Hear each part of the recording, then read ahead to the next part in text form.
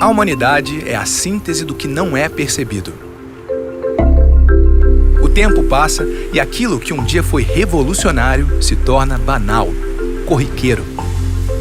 Vivemos cercados por soluções técnicas que silenciosamente transformaram nossa realidade. Hoje, somos 7 bilhões de pessoas e temos experimentado avanços tecnológicos sem precedentes. Nessa sociedade cada vez mais urbana, as embalagens, hoje quase um símbolo da vida moderna, estão por toda parte. Na verdade, vêm sendo usadas há milhares de anos para fracionar, proteger e distribuir produtos de toda a natureza. Nos tornamos tão dependentes de suas funções que hoje é quase impossível imaginar nossas vidas sem elas. Delícia! Delícia, o nome já diz. Como as embalagens influenciaram nossa cultura, sociedade e economia? O moderno detergente. Quais foram as descobertas do passado que viabilizaram enormes avanços sociais e, ao mesmo tempo, quais são os desafios do presente e do futuro para um consumo mais sustentável?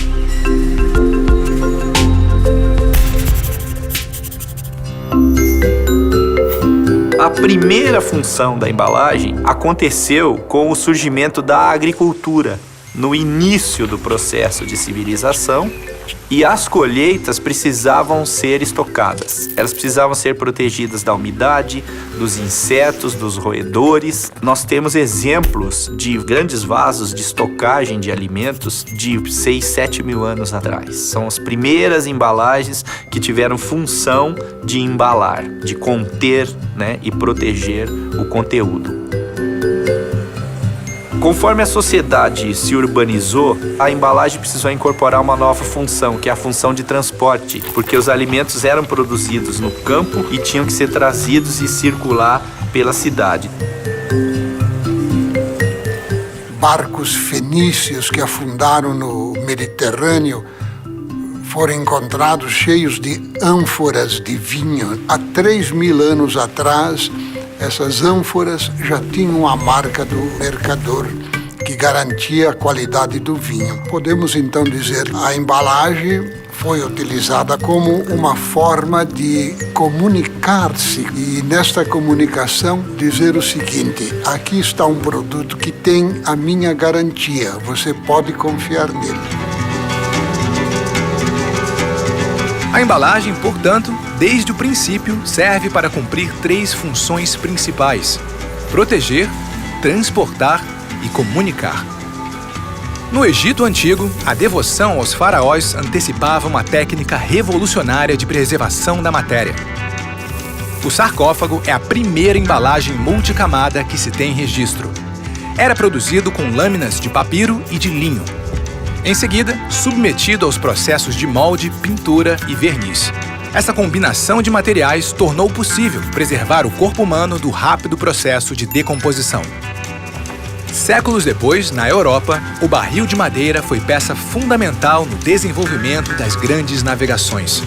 Criada no tempo do Império Romano, essa embalagem teve seu auge na Era dos Descobrimentos. Nesse recipiente inviolável, viajavam a água potável, o vinho, a farinha, a carne salgada e muitos outros insumos que abasteciam as tripulações durante as longas viagens. Surgia o Novo Mundo. Aqui entra o Brasil, a colônia de dimensões continentais da coroa portuguesa. Quando começou o ciclo da cana, a exportação do açúcar e da cachaça, elas precisaram de embalagem. A cachaça, naturalmente, ia no barril e o açúcar era exportado em caixa de madeira. Em Portugal, essa madeira que chegava lá era aproveitada, tanto que surgiu um estilo de móvel feito com as caixas de madeira. São os móveis de caixa. No Brasil colonial você tinha as fazendas, você tem aquela profissão do tanoeiro, que faziam as barricas ou faziam as tinas e tal, para que se pudesse transportar produtos normalmente agrícolas, tá certo? Que era o que se tinha na época.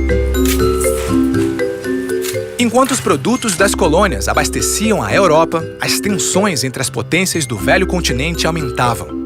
Em 1803, iniciam-se as Guerras Napoleônicas, conflito que envolveu quase a totalidade das nações europeias, mas que também trouxe importantes avanços nas técnicas de embalagem. As incontáveis mortes por falta de mantimentos no fronte levaram o líder francês, Napoleão Bonaparte, a lançar um concurso. O desafio era criar um método para a preservação de alimentos. Em 1810, o confeiteiro francês François Appert cria uma técnica simples, mas muito eficaz. A comida era fervida por 3 horas já dentro de um frasco de vidro hermeticamente fechado. Dessa forma, era possível transportá-la por longas distâncias sem que estragasse. Foi assim que, em 1815, na Batalha de Waterloo, estrearam as conservas de comida processada. Não impediram, contudo, a derrota francesa. No mesmo ano em que Appert criava seu método de conservação de alimentos, o rei da Inglaterra, Jorge III, concedia a patente da lata de aço a Peter Durand. Os produtos agora podiam chegar a qualquer lugar e sua vida útil prolongada possibilitava a redução do desperdício. E as primeiras latas foram as latas de sardinha, que permitiram que o peixe fosse consumido bem longe do mar. A partir do momento que você descobre um jeito de preservar alimentos, isso é um marco. A partir daí, desde que você conheça como o seu produto se estraga, desde que você conheça os mecanismos de preservar esse produto, a linha central é a mesma, né? Eu sei como estraga, eu sei como protege. Quem protege é a embalagem e é um meio que está ali atrás, um processo qualquer de tratamento desse produto. Ou seja, as minhas necessidades aumentam. Nossa, eu estou vendo uma coisa que tem no Japão. Como é que faz para trazer isso aqui para cá? Em 1808, a corte portuguesa chega ao Brasil fugindo do cerco instaurado por Napoleão. A colônia ganha status de capital do império. Os primeiros decretos do rei Dom João VI determinavam a abertura dos portos e revogavam a proibição de fabricar produtos manufaturados imposta ao país anteriormente. Assim, em 1810, é fundada em Salvador uma fábrica de garrafas e garrafões, dando início a uma incipiente indústria de embalagens. A reboque também é implementada a impressão régia. Com a expansão mercantil, era necessário identificar as mercadorias produzidas por aqui. Um sistema rudimentar de impressão, com pedaços de madeira, foi por muito tempo aplicado às embalagens em processo artesanal. Enquanto isso, na Europa, o inglês George Baxter aperfeiçoava o processo de litografia, tornando economicamente viável a reprodução em grande escala de imagens coloridas. A qualidade de impressão, então, ganhou um caráter artístico muito elevado. Os pontos são randômicos, não são mecânicos, então ele dá uma textura como parecida com a de quadro, de pintura, e pelo fato do artista trabalhar diretamente desenhando em cima da matriz, com lápis, né? Isso permitiu e atraiu artistas de renome a contribuir para o embelezamento das embalagens, e a indústria percebeu que isso era um chamariz de venda fabuloso. Por exemplo, o Mouton Rothschild, aquele vinho clássico francês, todo ano o rótulo era desenhado por um artista de renome. Picasso, Chagall, Matisse, Andy Warhol e outros do mesmo quilate. Reafirmando seus vínculos com a terra, nas imensas plantações de São Paulo e do Paraná, a tradicional fonte de riquezas que desencadeou o progresso brasileiro. No Brasil, um dos grandes momentos de necessidade de embalagem é a produção do café. E no começo era tudo uma confusão, cada um fazia um saco de um tamanho. Quando chega na hora de exportar, é necessário homogeneizar isso. Então os sacos passam a ter 60 quilos, serem todos do mesmo tamanho, terem o timbre do fabricante e dá origem, digamos, a uma das primeiras indústrias de embalagem no Brasil.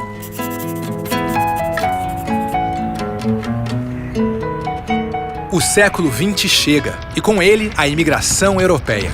Entre 1870 e 1900, a população da cidade de São Paulo, por exemplo, pula de 31 para 240 mil habitantes. Começa a produzir graxa, macarrão, sapatos. A sociedade começa a ter uma necessidade de produtos em que você precisa embalar para fazer chegar. Nesse frenético processo, o italiano Francesco Matarazzo, em pouco tempo, torna-se o maior industrial da América Latina. e logo percebe a importância estratégica das embalagens. O Matarazzo, por exemplo, se instala no Brasil para produzir banha. Não existia óleo para preparação da comida, né? Óleo comestível. A comida era preparada com banha. A grande sacada do Matarazzo, quando ele começa a vida, foi essa. A banha precisa chegar em vários lugares. Então a indústria Matarazzo começou a produzir lata no Brasil para justamente embalar a banha de porco. Então, nesse início, você tem as próprias indústrias produzindo as embalagens que eram necessárias para os seus produtos. Outra coisa que foi bastante usada no Brasil e ainda é usada em toda parte é o embrulho, né? Então, o embrulho é feito de papel amarrado com barbante. O embrulho, muito presente na paisagem urbana daquele começo de século, impulsionava a indústria papeleira. A banha, as embalagens metálicas, o café e outros grãos demandavam uma produção de sacarias cada vez mais eficiente. E o leite e as cervejas, agora produzidos no Brasil, faziam florescer grandes fábricas de garrafas de vidro, como a Santa Marina e a Cisper. O país criava finalmente uma indústria de embalagens, embora, em alguns momentos, nossa produção ainda se revelasse um pouco artesanal. Se usou muito tempo a expressão marca barbante para se referir a produtos de baixa qualidade. Essa expressão marca barbante, ela veio das primeiras cervejas envasadas no Brasil, que por não ter um fechamento adequado, não ter uma estrutura, o pessoal amarrava a rolha com barbante, porque era comum a rolha da cerveja saltar. Na década de 20, após a Primeira Guerra Mundial, o Brasil se torna um interessante destino para multinacionais americanas e europeias. Marcas como Nestlé, Unilever e Colinos iniciam operação no país, trazendo consigo as campanhas publicitárias e introduzindo novos hábitos de consumo. Eles não falavam para comprar o produto. Por exemplo, os anúncios de creme dental, ele explicava por que era importante escovar os dentes. Então, o Brasil hoje é o segundo maior mercado mundial de creme dental. Faziam anúncios de sabonete que explicava que o banho era importante, que as estrelas de cinema usavam aquele sabonete. O Brasil é o segundo maior mercado mundial de sabonete. Apesar da atuação das empresas estrangeiras, o país ainda não tinha uma indústria de base consolidada e dependia muito das importações tanto de produtos como de suas embalagens. A mudança veio com a Segunda Guerra Mundial, em 1939. Com as grandes potências imersas no conflito, Getúlio Vargas viu a possibilidade de iniciar uma verdadeira revolução industrial tupiniquim. Em curto espaço de tempo, foram criadas a Fábrica Nacional de Motores, Vale do Rio Doce, Companhia Siderúrgica Nacional e Companhia Nacional de Álcalis. A produção de boa parte das matérias-primas passa a ser feita no país, impulsionando o desenvolvimento de indústrias de embalagem como a recém-criada Toga. Suas caixas, sachês e embrulhos entraram nas casas dos brasileiros por meio de uma infinidade de produtos, muitos deles populares até os dias de hoje. Com a industrialização, as cidades passaram a receber massas de trabalhadores. Se criou um mercado urbano. As pessoas trabalhando nas indústrias, né, como operários, né, e recebendo salário, eles deixaram de ter uma série de afazeres domésticos, né, ficaram sem tempo para fazer o que eles faziam em casa e passaram a ter renda para consumir. Uma necessidade de aumentar a produção de produtos industrializados e adequadamente embalados para que eu consiga abastecer a sociedade. Que a guerra trouxe o conceito de sociedade afluente. Então, muitas pessoas acumularam riqueza, não usufruíram, guardaram essa riqueza e a guerra fez com que eles perdessem tudo. Então, esse conceito de um consumo que transcende a sobrevivência, ou seja, agora eu aproveitar a vida, eu comprar os produtos que eu acho que vão me dar satisfação, que vão me dar a autorrealização, passou a ser uma coisa recorrente. Isso fez com que as empresas também fossem desafiadas a criar na embalagem um diferencial competitivo, um diferencial para agregar valor àquele produto a ser comprado.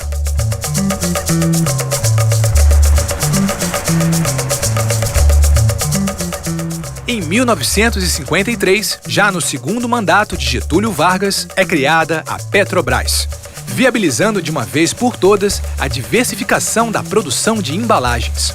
Começou um desenvolvimento de materiais plásticos que tiveram suas propriedades melhoradas e com potencial de aplicação para a embalagem. E depois a combinação desses materiais plásticos com uma folha de alumínio, com papel, fazendo estruturas compostas, que a gente chama estruturas multicamadas, onde aí eu faço um casamento dessas propriedades especiais. Aplicando a técnica de multicamadas, aquela que os antigos egípcios já usavam em seus sarcófagos milhares de anos antes, a indústria consegue produzir embalagens mais sofisticadas. Agora, é possível combinar as propriedades de materiais como plástico, papel e alumínio. Cada vez mais eu tenho mais opções e eu posso escolher uma opção mais adequada. À medida em que os centros urbanos vão crescendo, a forma das pessoas fazerem compras também sofre uma radical transformação. O comércio se fortalecia com o advento de um novo fenômeno, que é a substituição do empório, da vendinha, do armazém, pelo autosserviço, pelo supermercado. O supermercado não foi planejado. Quando teve a crise de 1930 nos Estados Unidos, os comerciantes foram obrigados a dispensar os seus vendedores. E eles recebiam os clientes e diziam, olha, vocês escolham os produtos e no final passa aqui no caixa que você vai pagar. Antes do advento dos supermercados, a embalagem estava atrás do balcão, muitas vezes fora da vista do consumidor. Era o vendeiro, como dizíamos, era o merceeiro, que pegava o pacote ou a latinha e entregava. Um pacote de maisena. Pois não.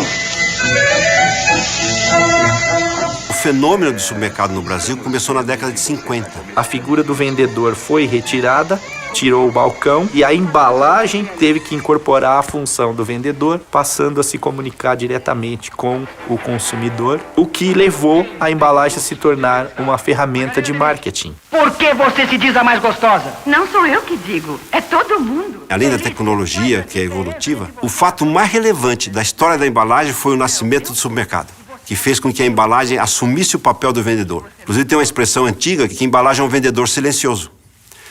Tudo que o vendedor faz na argumentação, ela tem que fazer no olho. Eu chamo, inclusive, a venda do supermercado venda visual.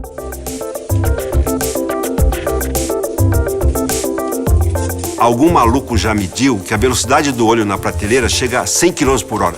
Como é que faz para você atrair o olho para a sua?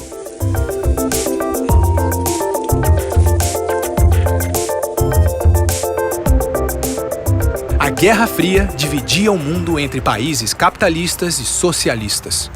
Nessa disputa geopolítica, os Estados Unidos passam a exercer forte influência no Brasil e em toda a América Latina. A disseminação da American Way of Life, o cinema americano, os discos da RCA Victor, o cigarro Marlboro, né, o hambúrguer, a Coca-Cola, tal, passaram a ser ícones que, por meio da embalagem, da apresentação do produto, os americanos começaram a disseminar no mundo inteiro. Algumas dessas embalagens se mantêm praticamente iguais até hoje.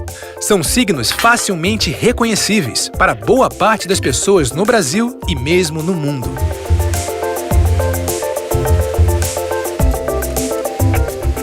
O consumidor não separa a embalagem do produto. Para ele, tudo é uma coisa só. Então, o que mostra a importância da embalagem na relação, na criação de vínculo das pessoas com os produtos e com as marcas. A embalagem é uma expressão da alma do produto. Então, muitas vezes, o produto fisicamente é um pozinho branco, né? Ou é um pozinho colorido. Mas o que você consome no final é um suco de cereja gelado com gelo num copo, né? É um bolo em que aquele pozinho branco participa da formulação. A grande maioria dos produtos, se você não tem a embalagem adequada, o produto simplesmente não existe, né? Eu usava muito o exemplo da detergente em pó. Você tira da caixa e não é nada. O produto final que será consumido, ele não é automaticamente aquilo que está dentro da embalagem, mas sim o que aquilo tudo significa. A embalagem é tão potente que ela vence o produto. o produto passa a ser a embalagem.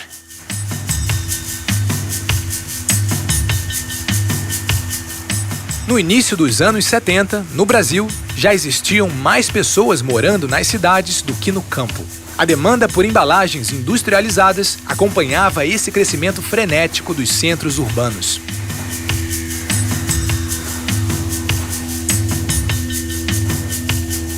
Longe dali, nos mercados populares do interior do país, no entanto, ainda era possível encontrar as embalagens artesanais, aquelas produzidas com o que se tem à mão e forjadas pela criatividade.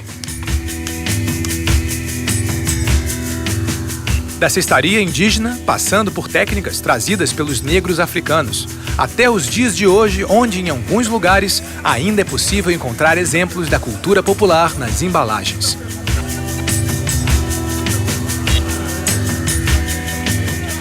Em Belém, à beira da Baía de Guajará, recebe os barcos lotados de paneiros carregados de açaí, de frutas, e que vêm recobertos com folhas de caeté para proteção da umidade de transporte, mais o tempo de venda ali no varejo. Da mesma maneira, os peixes, a carne. O brasileiro sempre soube adaptar e se virar. A gente vê muito isso em feira livre, nos mercados populares, né? As embalagens dos produtos de marcas, os produtos principais, as embalagens são reaproveitadas. Já na região do Centro-Oeste, a pamonha, o produto é cozido e embalado popularmente em palha de milho, porque é uma região tradicionalmente produtora de milho. A embalagem, ela é uma expressão da cultura material do país, né? No Brasil, tinha até pouco tempo um jarro de barro de melado de cana, tradicional do tempo do engenho. A cachaça, por exemplo, aquela ipioca que usa aquela garrafa com a palhinha trançada, que essa palhinha vem da cultura indígena do país. Cultura essa tão presente no norte do Brasil que o formato da Arena da Amazônia, em Manaus, faz alusão a um grande paneiro de origem indígena, uma das embalagens mais tradicionais do nosso país. Nos anos 70, porém, a ordem era olhar para o futuro. Na cidade de Campinas, no estado de São Paulo, um grupo de estudos, pela primeira vez, passava a pesquisar exclusivamente novas tecnologias para embalagens. O Centro de Tecnologia de Embalagem foi criado com o objetivo de otimizar o desempenho da embalagem, tendo em vista a proteção do produto. Esse estilo de centro de pesquisa, que envolve todos os materiais de embalagem, ele é quase único. Nós criamos, considerado pelas Nações Unidas, o maior e melhor, mais bem-sucedido projeto de embalagem no mundo. Paralelamente ao desenvolvimento tecnológico, as estratégias de comunicação ligadas às embalagens foram aos poucos se aprimorando. Cerca de 75% dos produtos que estão no autosserviço não tem verba para fazer comunicação formal, televisão, rádio, jornal. Não tem nenhum tipo de comunicação a não ser a embalagem. Quem fala para o consumidor o que é aquele produto, quais os seus benefícios, quais as suas vantagens, por que o consumidor tem que pagar por aquele produto e levar para casa, é a embalagem. E muitas vezes são ali 4 centímetros quadrados de um rótulo que tem que expressar tudo que é aquele produto. Existem mais de 50 ações de marketing que podem ser feitas utilizando a embalagem como suporte. É o consumidor e um espaço.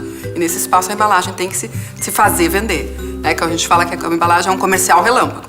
Ela tem que te atrair no momento que você está passando por ali. Criar consciência da necessidade, chamar atenção para um produto, criar interesse, informar sobre o produto, criar identificação, expectativa em relação ao uso, desejo, preferência, porque existem seus concorrentes, decisão de compra, ação de compra, satisfação, interação, fidelização e boca a boca.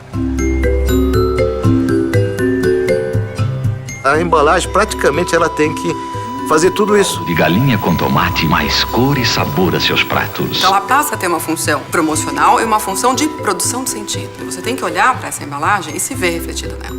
Ou na cor que ela tem, no formato que ela tem, no tipo de material que ela é feita. Mudou de embalagem. Ela ficou muito mais bonita, elegante. Afinal, o leite que deixa você em forma tem que estar sempre em forma. Tenho que ter uma conexão de sentido, um vínculo imediato. E por que imediato? Porque eu tenho uma competição gigantesca. Every week, from 50 to 100 new products are launched. In many stores, a new product has only 2 weeks to prove itself. If it isn't what the customer wants, out it goes. If it doesn't sell, out it goes. If it cannot give sound value against competition, out it goes. Only the best can survive. And only you, the customer, can make the final decision.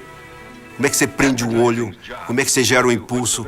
Como é que quando você olha uma embalagem, ela desperta as glândulas salivares para estimular o apetite e que leva você a tomar a decisão em 4 segundos, pelo menos. Então, o design que faz isso. Então, quando as pessoas levam para casa embalagens, é uma coisa super familiar. Tem alguém atrás disso fazendo com que isso tenha maior nível de atração para você. A cor é o que mais rápido chega no subconsciente. E ela provoca um efeito de atrair ou afastar. O único creme dental amarelo no Brasil era Colinos. Né? Todos os outros eram branquinhos, branquinho azul, branquinho vermelho. E Colinos, quando foi comprada, o CAD proibiu a marca Colinos, uma questão concorrencial. O que eles fizeram? Licenciaram a marca Sorriso, mantiveram a caixinha amarela, escreveram Sorriso em verde e as vendas até subiram. Não estava mais escrito Colinos, mas todos os elementos identitários cromáticos estavam presentes. Daí que o CAD percebeu a força da cor. Por exemplo, embalagens de salgadinho, elas sempre vinham naquela tinta brilhante, embalagem brilhante e tal. E quando começou a se introduzir, por exemplo, salgadinhos um pouco mais naturais, começou a se dar um valor mais adulto para aqueles salgadinhos, começou a se usar essa coisa da impressão fosca da embalagem. Então você começa a ter a experimentação não só visual, mas tátil também. Trabalhar formatos mais orgânicos, materiais com texturas, tornar a embalagem muito mais próxima do que é um corpo. Embalagem de Veja, é uma pessoa com uma carinha vermelha, não é? Esse é o processo de fetichização. Então é como se você estivesse aportando vida a um objeto inanimado. E por que isso é interessante? Porque constrói vínculos com as pessoas. Criar uma relação mais duradoura, né? Não uma relação efêmera de compra e venda do produto. É a jarra Nescafé, bonita, bonita. A alça vem no vidro de Nescafé. Pegue a sua alça no supermercado e faça a jarra Nescafé. Os profissionais de marketing e designers brasileiros finalmente descobriam todo o potencial de venda das embalagens. A gente tem estudos de projetos onde somente com a mudança de embalagem, sem nenhuma outra campanha, cresceu a venda do produto 40%. Ela tem que cumprir desempenhos de proteção, manuseio, transporte, empilhamento, armazenamento, tem que caber na mão das pessoas, na prateleira, na porta de uma geladeira, no seu armário do banheiro, ter equilíbrio, ter resistência, permitir rotulagem. A embalagem que nós encontramos no mercado é o resultado da ação de uma cadeia extremamente complexa e multidisciplinar que envolve um conjunto de atividades especializadas muito grande, e o design, ele é o componente integrador de todo esse processo. Esses profissionais, no entanto, enfrentaram mais um grande desafio no início dos anos 90. Com o processo de abertura econômica no Brasil, uma série de produtos vindos do exterior inundou as prateleiras do país.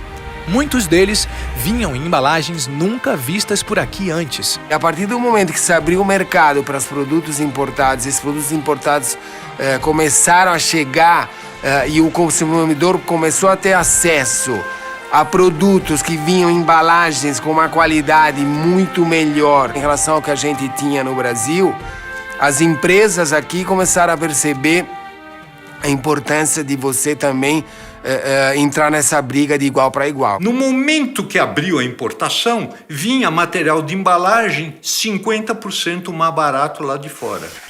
Aí a embalagem começou a ser competitiva e cresceu enormemente em qualidade, porque aí você trazia polipropileno, poliéster, uma série de materiais que quase não existiam no Brasil.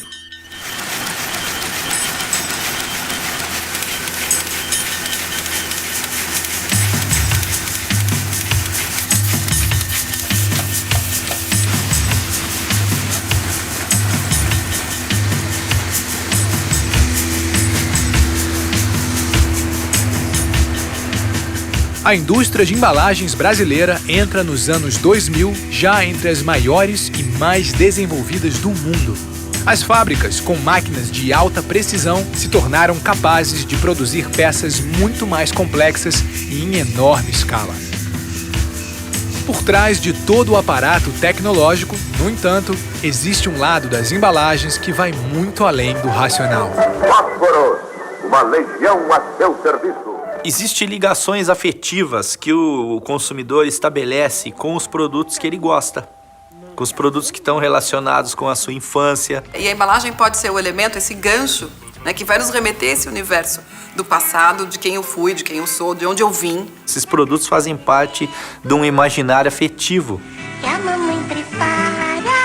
A embalagem de catupiry, que é uma embalagem centenária, ela tem todo um traço afetivo. Porque, muito tempo atrás, as pessoas guardavam, principalmente as mulheres guardavam porque colocavam lá dentro coisas de costura, coisas de crochê. Então aquilo era a caixinha de surpresas de um processo criativo, que ela ia fazer uma toalha, ela ia fazer um bordado. A bala que a gente dava para a namorada no cinema, o bombom que a gente dava de presente, os produtos que a gente tomava no final de semana no almoço da família. E que você pode resgatar hoje dentro dessa partir de um meme cultural, né? Coleção de rótulo.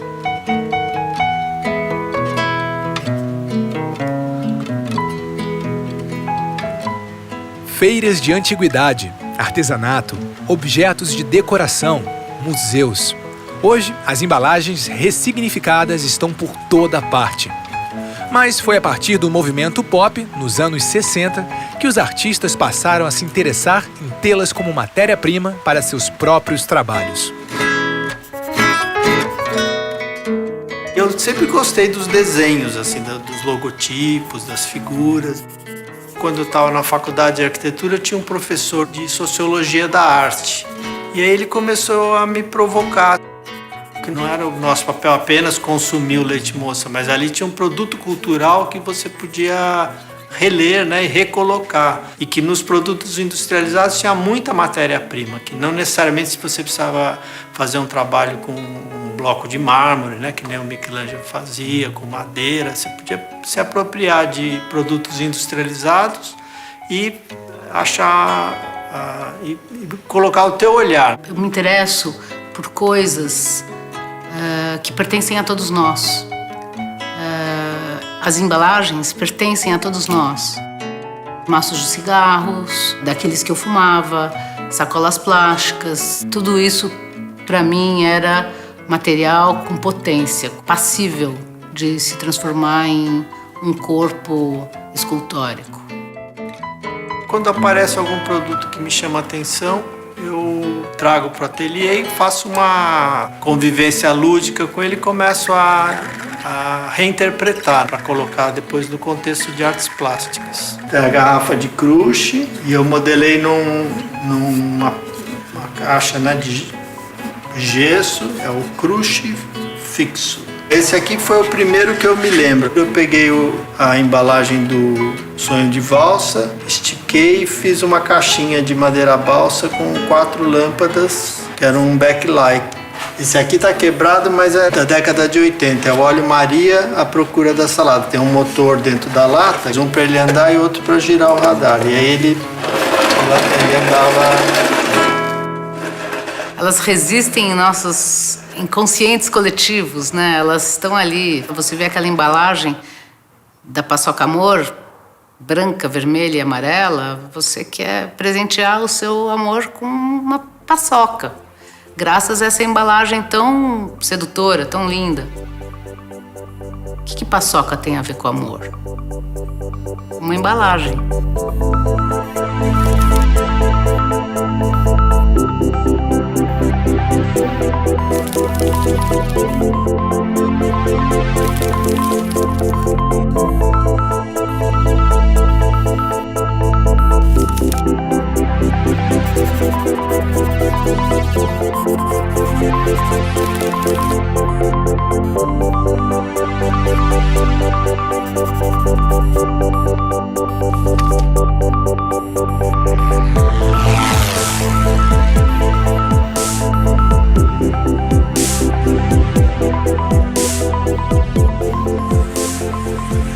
primeira década do século XXI no Brasil é marcada pelo crescimento econômico e o aumento do poder aquisitivo de uma enorme parcela da população.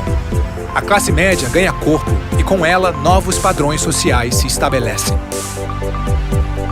A gente tem mudanças drásticas no perfil demográfico de quem são os consumidores brasileiros. É a inserção da mulher no mercado de trabalho e também nas decisões de compra. A mulher, quando vai trabalhar, ela muda a sua cesta de compras, porque ela deixa de estar em casa o dia inteiro e ela passa a ter necessidade de ter produtos que a ajudem na praticidade, ajudem rapidamente a preparar as coisas. O ponto de venda já começa a oferecer produtos mais elaborados, ou no lugar do arroz, um risoto. Outras tecnologias de comprar uma embalagem, ao abrir ela esquenta, ao abrir ela esfria. Outro segmento que a gente precisa ficar atento, e também as empresas já se deram conta, é o que a gente chama dos singles. Pessoas que decidem morar sozinhos e não constituir a família tradicional. Isso significa o quê? Você vai ter que ter porções bastante individuais, menores, adequadas às situações de cada consumidor e sem desperdício. Outro segmento muito importante é o segmento dos idosos ou da terceira idade, que cada vez cresce mais no Brasil, pela maior longevidade dos brasileiros. O que é embalagem para o idoso? Ela tem que ser fácil de abrir. A letra tem que ser de tamanho diferente, porque normalmente tem a visão já diminuída. Para atender às necessidades de uma população cada vez mais heterogênea, as empresas precisaram apresentar novas soluções nas prateleiras. Mas o que acontece com as embalagens quando essas mesmas prateleiras perdem sua função? Ano após ano, as vendas do comércio eletrônico aumentam vertiginosamente. Cada vez mais pessoas fazem suas compras sem precisar ir à farmácia, à padaria ou ao supermercado, o grande palco das embalagens desde a década de 50. Certamente, muitos produtos serão vendidos pela internet e, portanto, não será a embalagem a fazer a mediação direta com o consumidor como ela faz no ponto de venda. Mas ela continuará tendo um papel importante nessas relações, porque é a embalagem que faz a entrega do produto no mundo físico aonde o consumidor vive. Nesse contexto de aceleração da própria comunicação, das informações, a minha expectativa de receber o produto aumenta. A importância da logística aumenta, a importância, consequentemente, da embalagem, que tem um papel preponderante na logística, ela também aumenta. Da chegada do produto numa embalagem de transporte entregue lá pelo correio ou pela transportadora. Todo esse passo a passo precisa ser cuidadosamente planejado para que esse contato, essa construção de marca, fidelização, engajamento a propostas, né, seja tangibilizado. E quem faz isso é a embalagem. A embalagem dá força no seu dia a dia, quer dizer, quando você abre a geladeira, se for tudo um cartonado sem identificação, você acaba primeiro nem identificando o que seria, então tem um papel de comunicação funcional. E outro ponto que é muito importante é empresas que já estão fazendo a conexão da embalagem com a internet, além do famoso visite o nosso site www qualquer coisa. Você pode estampar um QR Code e fazer com que o consumidor faça uma leitura. Com prolongamento dessa comunicação e dessa experiência que a marca quer construir para o consumidor. Utilizar essa embalagem para fazer uma foto, para brincar com seu amigo, e aquilo passa a ser alguma coisa que mantém a comunicação e a relação dos consumidores com as marcas.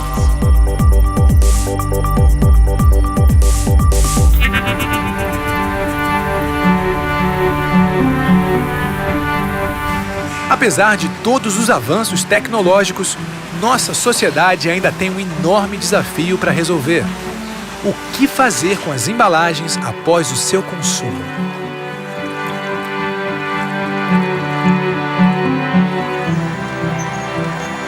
Até aqui, nós podemos ser caracterizados como uma sociedade do jogar fora, em função de uma economia caracterizada como linear, ou seja, a gente extrai, transforma, consome e joga. Joga para dentro, evidentemente, sem se dar conta disso. Quando você vai comprar um produto, você não compra a embalagem, você compra o produto. Portanto, Depois de você usar o produto, a embalagem fica. A humanidade toda está percebendo que se nós não pararmos com o nosso consumo desenfreado, se nós não pararmos de jogar as coisas desenfreadamente no lixo, em qualquer lugar, vai acontecer alguma coisa. É impossível a natureza ficar quieta com esse tipo de coisa. A natureza não tem condição de dar conta dos resíduos dos humanos, né? Então, a gente tem que destinar adequadamente. Então, uma embalagem que está boiando no rio Tietê, ou que está ocupando um espaço no lixão ou na rua, ela está lá, ela não chegou lá sozinha, ela está lá porque alguém não deu a destinação correta para ela. Tem a questão do desperdício dos recursos. Você usa petróleo, você usa minerais, não é inteligente. A gente quer criar uma sociedade de consumo cíclica em que os materiais são reutilizados. O cálculo feito pelo Instituto de Pesquisas Econômicas Aplicadas, num trabalho de 2012, é que anualmente o Brasil joga fora, sem considerar os resíduos orgânicos, só considerando lixo seco, 8 bilhões de reais. Nosso desafio maior da civilização contemporânea é fazer uma sociedade saudável do ponto de vista do uso dos seus recursos materiais, energéticos e bióticos, antes de tudo. Uma sociedade que seja capaz de fazer emergir uma economia regenerativa, que consiga recuperar os danos decorrentes do consumo. Esse processo é um processo que envolve os dois lados, na medida em que, de um lado, o consumidor está sendo educado para uma outra forma de consumir. Do outro lado, a produção está buscando encontrar formas alternativas de suprir um mesmo bem-estar. Mas mais do que isso, e ela está se dirigindo ao consumidor para educá-lo que existem formas melhores onde o impacto negativo é mais baixo, o impacto positivo é mais alto. Em 2010 foi instituída a Política Nacional de Resíduos Sólidos, que tem como objetivo revolucionar a forma que o país trata o seu lixo. A lei estabelece obrigações para os governos, a indústria e a população. O primeiro passo é a extinção dos lixões e a substituição por aterros sanitários. A principal transformação, no entanto, é fazer com que apenas uma pequena parte de nosso descarte vá para esses aterros. A imensa maioria daquilo que chamamos de lixo deve voltar para a economia. O desafio é, encontrar embalagens que possam ser reutilizadas, o que nem sempre é possível em função de contaminação. 2, quando isso não for possível, recolher e reciclar. E a terceira obrigação e última análise é dar uma destinação correta ao que não for passível de recolhimento e de reciclagem. A produção é concentrada em algumas indústrias, que depois tem uma rede de distribuição muito capilarizada para distribuir, e depois cada um leva para sua casa. No momento de reciclar, temos que pegar esses materiais que foram espalhados na casa de cada um, de milhões ou centenas de milhões de consumidores, e levar isso de volta para a indústria que vai fazer a reciclagem. A embalagem que tiver esse caminho de volta, ou seja, essa logística reversa, mais bem elaborada, dentro de todas as etapas, a embalagem que tiver o seu custo melhor diluído em tudo isso, ou tiver o menor custo nessa reciclagem, ela vai ter uma vantagem econômica no final. E que inclusive organiza o sistema de informação ao consumidor sobre como ele deve proceder com relação à logística reversa. No Brasil tem mais de 600 mil pessoas que vivem da reciclagem de embalagem e hoje 97,8% das latinhas são recicladas no Brasil. É o segundo maior reciclador de embalagem PET do mundo. 100% das embalagens de agrotóxicos são recicladas. Os catadores, eles querem ser reconhecidos como profissionais da reciclagem. Nós pegamos todos esses materiais de pós-consumo que poderia estar indo para o aterro sanitário e indo para outro lugar, colocando isso na cadeia produtiva de forma correta, etc, etc. Então, a educação ambiental para nós ela é fundamental nesse processo. Não dá para fazer coleta seletiva sem catadores e sem a educação ambiental. Reciclar é uma coisa que todo mundo se sente muito bem de fazer. Se houver informação adequada, as pessoas vão fazer.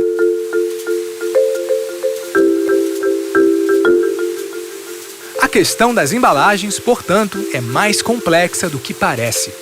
Se por um lado ainda precisamos avançar muito para garantir que não vamos sobrecarregar nosso planeta com recipientes vazios, por outro, temos que desenvolver cada vez mais a produção de embalagens eficientes e entender que elas exercem importantes funções sociais e ambientais na nossa sociedade. É claro que embalagem demais ninguém precisa. A gente tem que trabalhar na otimização, mas o que o consumidor não vê é que sem aquela embalagem eu teria uma perda muito grande na distribuição e o custo ambiental de toda essa cadeia que eu perdi é muito grande. Então, quando a embalagem eficaz, ela protege o produto e esse produto vai alimentar alguém, a embalagem cumpriu sua função, que não foi só proteger aquele produto, mas foi evitar que eu perca todo o investimento do ciclo de vida da produção daquele produto. Se hoje a gente desperdiça 1/3 do alimento que a gente compra, qual que é o impacto disso? Tem um número dos Estados Unidos que lá a agricultura de alimentos consome 120 trilhões de litros de água por ano. Tira esses 120 trilhões de litros de água para produzir alimento, para movimentar ao longo da cadeia, para jogar 1/3 fora na ponta, você está jogando 40 trilhões de litros de água fora. Que você tirou de um rio, processou, colocou energia só para jogar fora. Qual que é uma forma muito boa de economizar água? Não jogando comida fora. Como a gente não joga comida fora? Fazendo embalagens adequadas. Quando a gente olha a embalagem do futuro, ela é a que vai permitir a vida na sociedade que a gente precisa, minimizando o impacto das cadeias, permitindo uma eficiência total, uma redução total de desperdício e que no final da vida dela se transforme em recurso para alguma coisa. Ninguém precisa esperar por isso. Que o Brasil tem uma cadeia de embalagem altamente desenvolvida, a gente tem aqui o melhor de cada material, é usar esses materiais com essa visão para construir a embalagem do futuro. Cada vez mais a gente tem que fazer esse potencial ser entendido e aplicado. A embalagem sempre esteve ligada ao desenvolvimento do Brasil e da sociedade brasileira. Ela está presente na música, ela está presente na cultura, ela está ligada ao modo de vida do país. As histórias se confundem. A história da embalagem e a história da humanidade são muito parecidas. Tudo que eu quero é ter alimento, ter vacina, ter medicamentos disponíveis para mim quando eu precisar deles.